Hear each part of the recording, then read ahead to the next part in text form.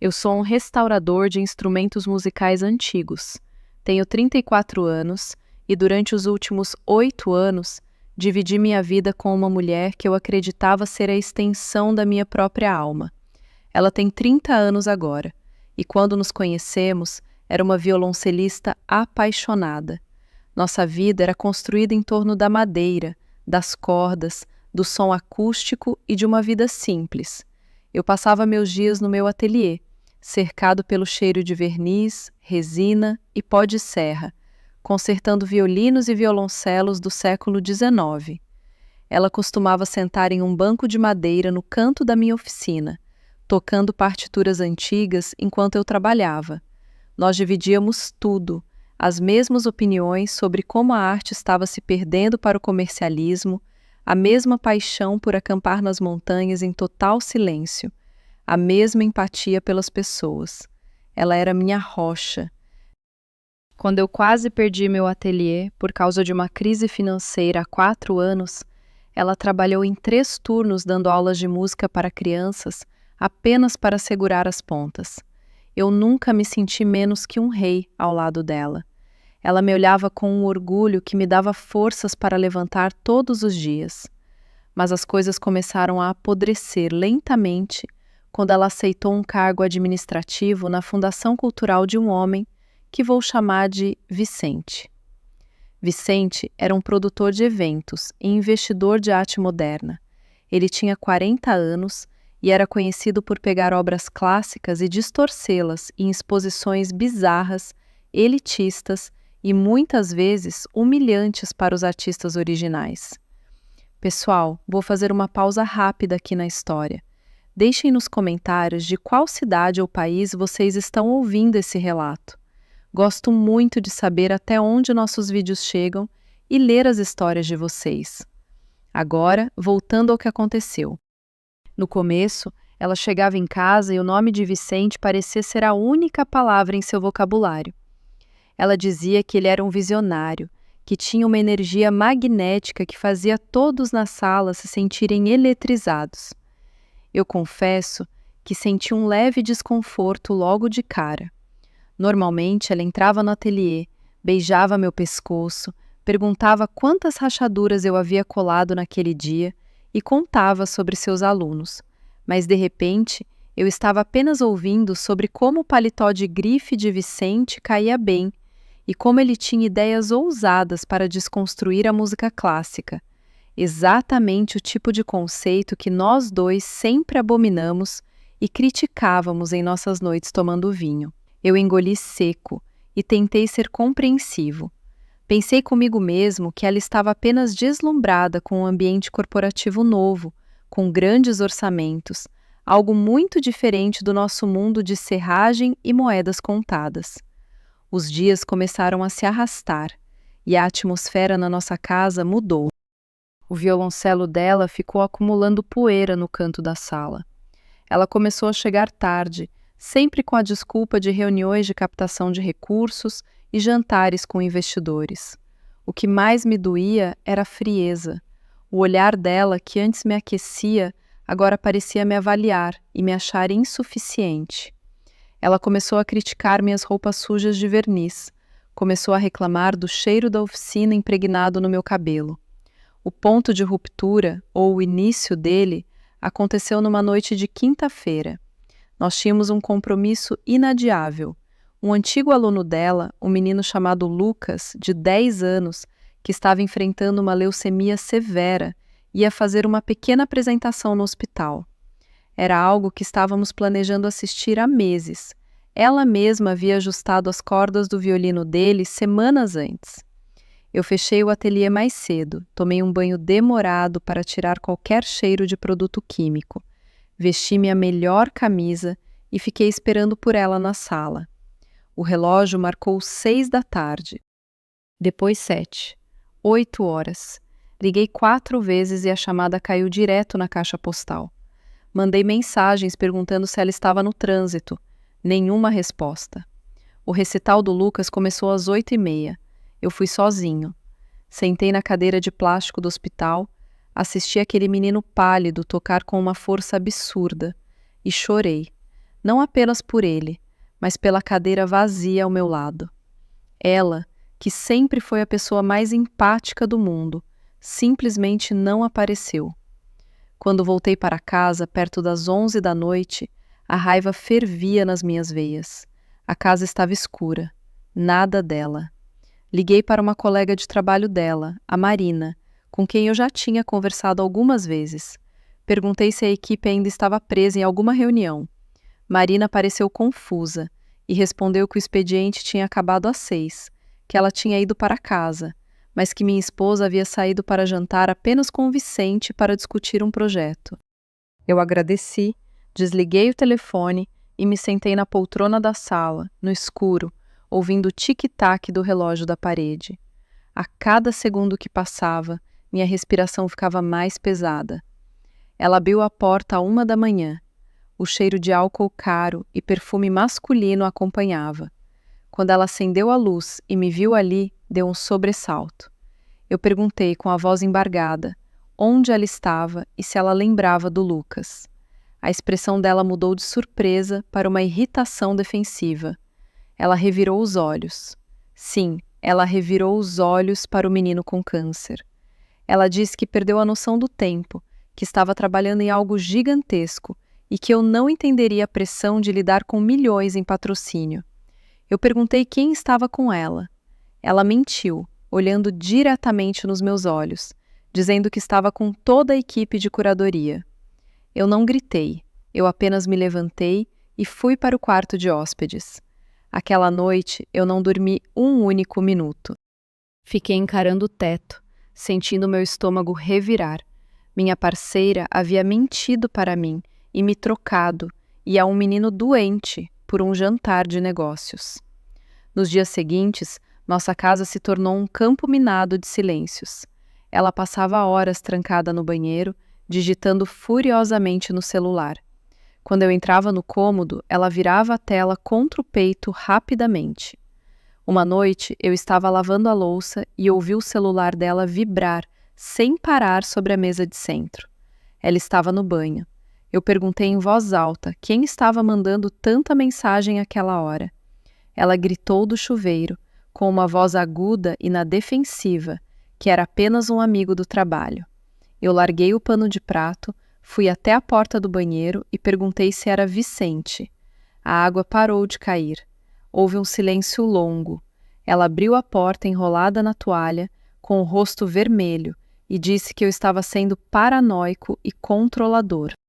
Eu respondi que ela não parava de falar desse homem desde que o conheceu, que os olhos dela brilhavam por ele de um jeito que não brilhavam mais por mim, e que ela havia ignorado o Lucas por causa dele.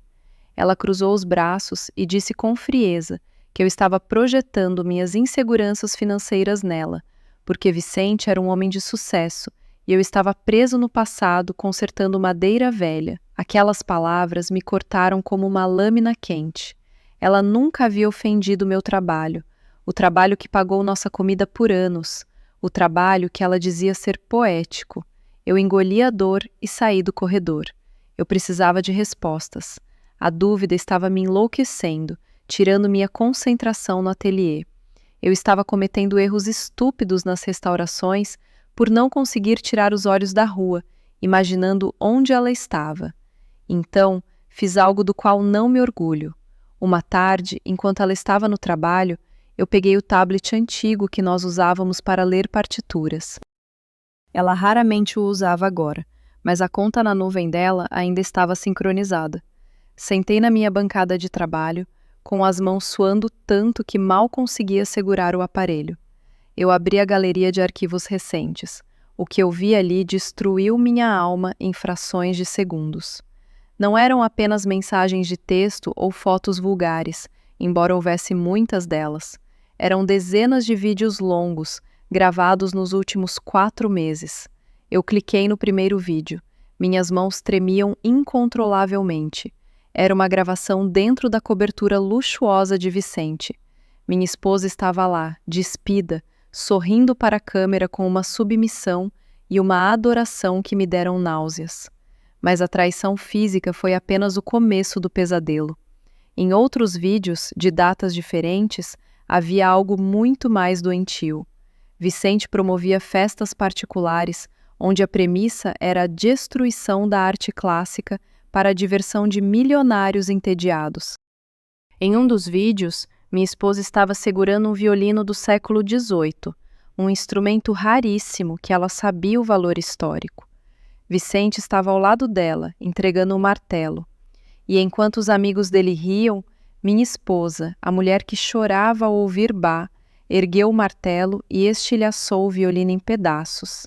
Ela riu, uma risada alta, estridente, tentando impressionar aquele homem. Eu não conseguia respirar. Meu peito parecia estar sendo esmagado por um bloco de concreto. Eu assisti a outro vídeo. Nele, Vicente estava gravando minha esposa na cama e perguntava a ela sobre mim. Ele usou palavras nojentas. Ele me chamou de marceneiro fracassado, de poeira do mundo, de nicho braçal.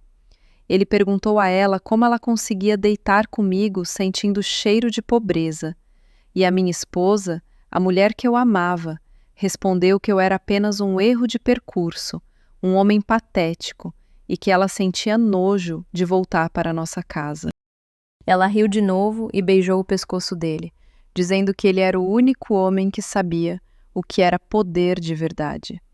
Eu não sei quanto tempo fiquei paralisado na frente daquela tela. Horas, talvez. As lágrimas não caíam. Eu estava em estado de choque completo. Era como olhar para uma estranha, um monstro que usava o rosto da mulher da minha vida. Vicente não era apenas um homem rico. Ele era um elitista sádico, um homem que odiava pessoas da classe trabalhadora, que humilhava artistas e via a destruição como diversão. E ela se tornou cúmplice disso.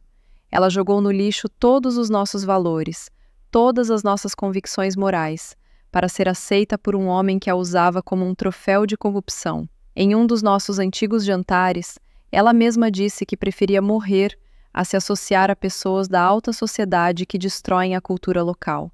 E ali estava ela, quebrando instrumentos e zombando da minha origem humilde. Eu passei os arquivos para um disco externo. A traição física dói, mas a traição da alma, a mudança de caráter, isso aniquila você. Eu fechei o ateliê, tranquei a porta e fui para casa. Ela chegou tarde novamente, fingindo que estava cansada de uma reunião chata. Tentou me dar um beijo na bochecha e foi dormir. Eu olhava para ela dormindo e sentia uma aversão física profunda. No dia seguinte, eu liguei para o meu antigo mestre de ofício, um senhor chamado Elias, que tinha um ateliê enorme na cidade vizinha. Contei que precisava de um lugar para ficar. Ele limpou o quarto dos fundos da oficina dele na mesma hora. Eu esperei a manhã de quarta-feira. Ela se levantou, vestiu suas roupas caras, reclamou do café que eu havia feito e saiu pela porta sem dizer adeus. No segundo em que o carro dela virou a esquina, eu comecei a agir. Peguei minhas ferramentas essenciais, juntei minhas roupas em 2 malas grandes e chamei uma caminhonete de frete. Levei todas as minhas coisas em menos de 3 horas. Antes de fechar a porta daquela casa pela última vez, eu deixei algo sobre a mesa de jantar. Não deixei um bilhete, não deixei xingamentos. Eu deixei a minha aliança de casamento, ao lado da primeira cravelha de violino que eu esculpi na vida. A mesma cravelha que eu dei para ela no nosso primeiro aniversário de namoro, como símbolo da nossa união. Era o fim absoluto. Eu fui para o quarto dos fundos do Sr. Elias. Era pequeno, cheirava a mofo e a madeira velha, mas pela primeira vez em meses eu me senti seguro. O silêncio ali era honesto. Durante as primeiras 12 horas, meu telefone ficou mudo. Ela não notou nada, mas por volta das 10 da noite, a tela do meu celular acendeu. Depois acendeu de novo. E de novo. 30 chamadas perdidas em menos de 20 minutos. 85 mensagens de texto. Ela chegou em casa, viu o armário vazio, viu a mesa. As mensagens começaram confusas, perguntando onde eu estava. Depois, o tom mudou para desespero absoluto. Ela implorava para eu atender. Dizia que me amava, que não entendia o que estava acontecendo, que nós precisávamos conversar. Eu desliguei o aparelho. Eu não queria ouvir a voz dela. Eu contatei um advogado no dia seguinte e iniciei o processo de divórcio unilateralmente.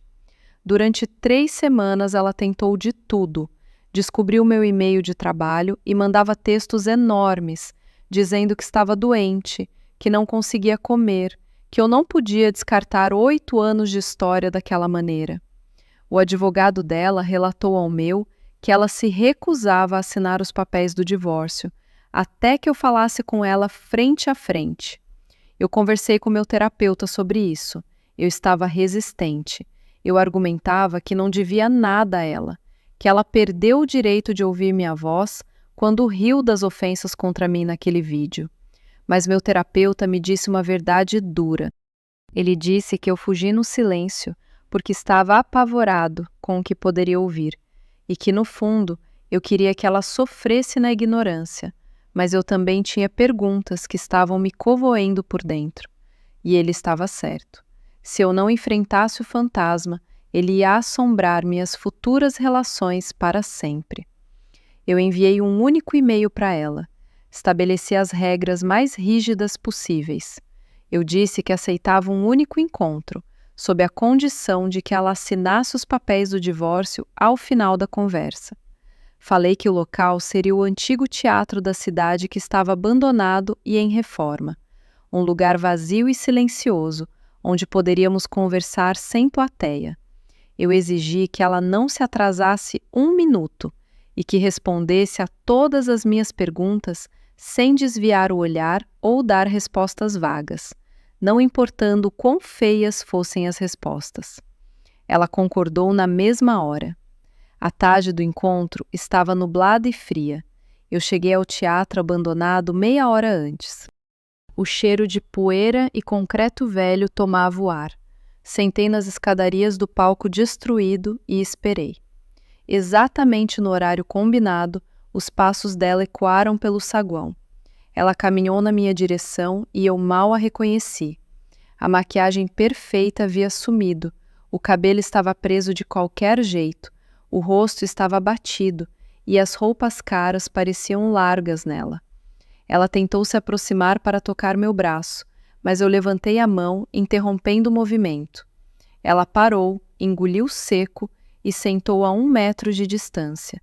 Coloquei meu gravador no chão entre nós. Eu disse que íamos direto ao assunto. Perguntei em qual semana ela dormiu com ele pela primeira vez.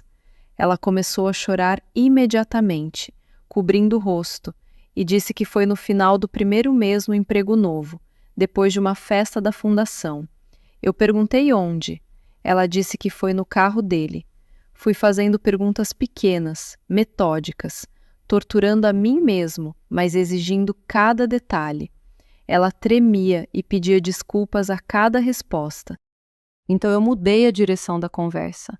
Eu olhei diretamente nos olhos vermelhos dela e perguntei sobre a demolição da arte. Eu perguntei se ela lembrava do violino italiano que ela me ajudou a identificar em um catálogo 5 anos atrás. Ela franziu a testa, confusa com a mudança de assunto, e acenou que sim. Eu perguntei como foi a sensação de segurar um martelo e transformar um pedaço de história igual àquele em lixo para fazer milionários rirem. O rosto dela perdeu completamente a cor. O pânico nos olhos dela foi instantâneo. Ela percebeu naquele exato momento que eu sabia de tudo, não só do caso, mas da destruição do próprio caráter dela. Ela começou a soluçar alto, um choro desesperado que ecoava nas paredes de concreto do teatro. Ela tentou se justificar, dizendo que não era ela mesma, que tudo aquilo foi um surto, que ela estava sob uma pressão psicológica bizarra. Eu cortei a fala dela. Eu levantei a voz pela primeira vez. Eu gritei, perguntando por que ela fez isso. O que aquele sociopata elitista tinha que fez ela cuspir na própria vida, nos próprios alunos, no próprio marido e na arte que ela amava? Ela abraçou os próprios joelhos, tremendo violentamente. Ela disse que quando chegou naquele mundo novo, ela se sentiu minúscula, que todas as pessoas lá tinham sobrenomes importantes, e ela era só uma professora de bairro. Vicente, sendo dono de tudo aquilo, começou a dar atenção exclusiva a ela. Ela disse que ele a fazia se sentir como se ela fosse a única pessoa genial do mundo, que ele a elogiava na frente de pessoas importantes, que ele dizia que ela tinha uma alma superior, que estava sendo acorrentada por um marido medíocre em uma oficina suja. Ela confessou, com a voz falhando, que ficou viciada naquela validação, que a sensação de ser escolhida por um homem que poderia ter qualquer pessoa no mundo a embriagou de um jeito doentio.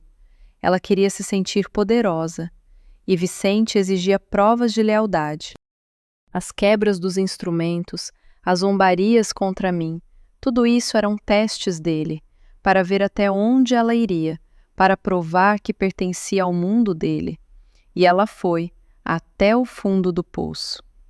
Ela disse que no começo sentia nojo do que estava fazendo, mas depois de um tempo ela desligou a consciência e se deixou ser moldada por ele. Eu ouvi aquilo com uma repulsa silenciosa. Eu perguntei por que ela riu quando ele me chamou de marceneiro fracassado. Ela chorou mais alto, batendo no próprio peito, dizendo que odiava a si mesma por aquilo, que ela não acreditava naquelas palavras, mas que ria porque Vicente ficava furioso e punitivo se ela o contrariasse ou defendesse nosso estilo de vida. Ela disse que percebeu o monstro que havia se tornado no dia em que encontrou a casa vazia e a cravelha de violino na mesa. Quando a minha rede de segurança desapareceu, quando a realidade desabou sobre ela, a ilusão de grandeza evaporou. Ela disse que Vicente ficou indignado com o meu sumiço silencioso. Segundo ela, ele esperava que eu fizesse o escândalo, que eu tentasse brigar com ele para que ele pudesse me humilhar cara a cara e sair como vencedor. Como eu sumi e tirei ela do centro da minha vida instantaneamente, Vicente perdeu o interesse no jogo. Ele a descartou na mesma semana. A diversão dele era destruir nosso casamento. Com o fim do casamento, ela não servia mais para ele. Ela foi humilhada publicamente no escritório e teve que pedir demissão. Ela se ajoelhou no chão de concreto sujo, esticou as mãos para mim e implorou. Ela disse que eu era o único amor real da vida dela, que ela foi vítima de uma manipulação narcisista severa, que ela perdeu a própria sanidade e que passaria o resto da vida tentando provar que eu merecia uma rainha e não o lixo que ela foi. Ela jurava que podíamos recomeçar em outra cidade, longe de tudo. Eu olhei para ela de joelhos. Uma parte muito, muito pequena de mim sentiu pena da mulher destruída no chão. Meu terapeuta tinha avisado sobre isso. Vicente era, com certeza, um manipulador sociopata. Ele escolheu nossa relação exatamente porque éramos sólidos, simples e felizes. Ele queria quebrar algo puro, porque pessoas como ele não suportam ver a felicidade que o dinheiro não compra. E ele usou o ego e as inseguranças dela para fazer isso. Mas eu me levantei e recuei um passo. Eu disse a ela, com a voz mais calma e fria que consegui reunir, que entender como um veneno funciona não me obriga a bebê-lo novamente. Eu disse que por mais que ele tenha sido manipulador, foi ela quem abriu a porta. Foi ela quem decidiu pegar o martelo. Foi ela quem decidiu não ir ao hospital ver uma criança doente tocar violino. As sementes da soberba e da traição estavam dentro dela. Vicente apenas as regou. Eu disse que nunca mais conseguiria olhar para o rosto dela sem lembrar do som daquele violino sendo esmagado, ou do riso sádico dela concordando que eu era patético. O encanto tinha acabado. A mulher que amava o cheiro de serragem havia morrido na cobertura daquele produtor. Coloquei a caneta e os papéis do divórcio em cima de uma caixa de som empoeirada. Eu disse que essa era a última vez que ela ouviria minha voz e exigi que ela assinasse. Chorando copiosamente, tremendo tanto que mal conseguia segurar a caneta, ela assinou todas as páginas. Eu peguei a pasta, virei as costas e caminhei para fora do teatro. Não olhei para trás nem quando a ouvi gritar meu nome. Os papéis foram protocolados. O divórcio saiu rápido. Ela voltou a morar com os pais no interior, em desgraça completa, pois a história vazou e todos os amigos em comum e ex-alunos ficaram sabendo da natureza cruel do que ela fez. Fui informado de que ela está fazendo tratamento psiquiátrico intensivo. Eu não sinto alegria na queda dela. Eu não sinto nada. É um vazio absoluto. Eu ainda luto todos os dias.